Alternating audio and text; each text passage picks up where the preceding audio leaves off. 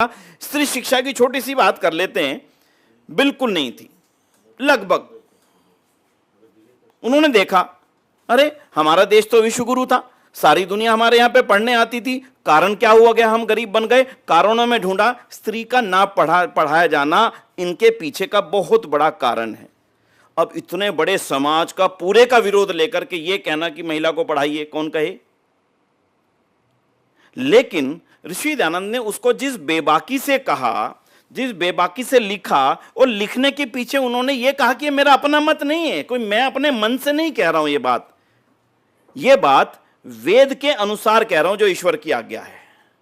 और उन्होंने स्पष्टता कहा, जब तक महिला नहीं पढ़ेगी, जब तक बेटी नहीं पढ़ेगी, तब तक इस देश में, इस समाज में कोई परिवर्तन आने वाला नहीं। और उन्होंने इस बात को जब कहा तो क्रांति होना स्वाभाविक था, विरोध होना स्वाभाविक था। विरोध हुआ, थोड़ा नहीं बहुत हुआ, गजब का विरोध हुआ। और वो विरोध इतना बढ़ा कि उस स्त्री शिक्षा को पढ़ाने के लिए जो लोग आगे बढ़े, उनको समाज से बाहर का रास्ता दिखाने वाले हजारों लोग खड़े थे। मैं घटनाएं नहीं सुना पाऊंगा क्योंकि समय की सीमा है, लेकिन ये एक सच्चाई है। अगर हम उत्तर भारत की थोड़ी सी चर्चा कर लें तो उत्तर भारत में विद्यालय बहुत बड़ा, मैडम जानती हैं, कन्या महाविद्यालय जालंधर, आप में से कुछ ने नाम सुना होगा। उत्तर भारत के आज की डेट में भी सबसे बड़ी महिलाओं की संस्था है जालंधर की कन्या महाविद्यालय। बात आई कि भाई ऋषि दयानंद ने लिख तो दिया, कहे तो दिया, शुरू तो करें, शुरू करा। अरे ये बेटियों के लिए विद्यालय खोलेंगे, कौन कहता है। जिन्होंने खोलना शुरू किया उनको समाज से बाहर का, बिल्कुल लिख करके बोलता हूं, मतलब क्या कहा, इनको समाज के भीतर रहने का अधिकार नहीं, हमारी जो परंपरा है इनको तोड़ने का इनको पाप लगेगा। जैसे तैसे एक दो बेटियों ने पढ़ना चाहा और उनके माता पिता ने कहा ठीक है, हम अपनी बेटियों को वहां भेजते हैं। जिन्होंने अपनी बेटियों को भेजा, उनके घरों में जाकर के उनको कहा, अरे तुम अपनी बेटी को भेजोगे स्कूल में, तुमने समाज में रहना है कि नहीं रहना। लेकिन आस्था आस्था आस्था आस्था जो हम स्थिति देख रहे हैं वो हम सबके सामने परिवर्तन हुआ। लेकिन इस परिवर्तन के लिए शुरुआत कहां से हुई, महत्वपूर्ण बात यहां पर हम इसको लेते हैं। तो इसलिए 1 2 4 8 10 20 25 नहीं, शायद सैकड़ों बातें होंगी जो ऋषि दयानंद के प्रेरणा से एक्चुअली आरंभ हुई हैं। उनमें से 1 2 छोटी छोटी बातें और जरूर रखूंगा, फिर सत्यार्थ प्रकाश के दूसरे और तृतीय समोल्लास में ऋषि दयानंद क्या कहना चाह रहे हैं उस चीज पर मैं थोड़ा सा फोकस होकर के आपसे चर्चा करता हूं।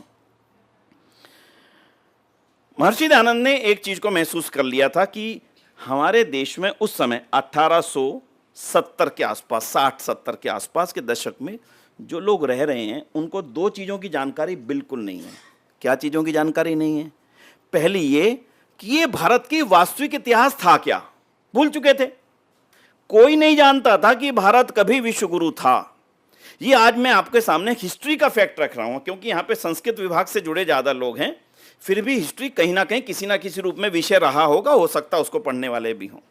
मैं हिस्ट्री का आपके सामने विषय रखता हूं। एक भारत में उस समय रहने वाले जो हमारे साथी नागरिक, हमारे पूर्वज थे, जिनको भी जो मर्जी कह लें, उनको ये बात बिल्कुल भी एहसास नहीं थी कि भारत कभी दुनिया का सबसे उत्तम और संपन्नतम देश था। उनको यही मालूम था, यही हमारी नियति है। कभी हमारे ऊपर मुगल शासन कर गए, अब अंग्रेज हैं, हमें मालूम नहीं कौन है। मुगल हमारे ऊपर शासन करने आ रहे हैं, उधर अंग्रेज हमारे ऊपर शासन करने आ रहे हैं। मुगलों को भगाने के लिए अंग्रेजों की सेना लगी हुई है। जो पलासी का युद्ध हो रहा है उसमें दोनों सेनाएं काम कर रही हैं, एक तरफ मुगल सेना, एक तरफ अंग्रेज सेना। ठीक है, फैक्ट ठीक है लगभग। लेकिन दोनों की सेना में सिपाही कौन है? भारतीय। उनको मालूम ही नहीं है कि दोनों हमारे ऊपर अधिकार करने के लिए युद्ध लड़ रहे हैं। उनको यह एहसास नहीं था कि ये हमारे देश पर कब्जा करने के लिए लड़ाइयां चल रही हैं।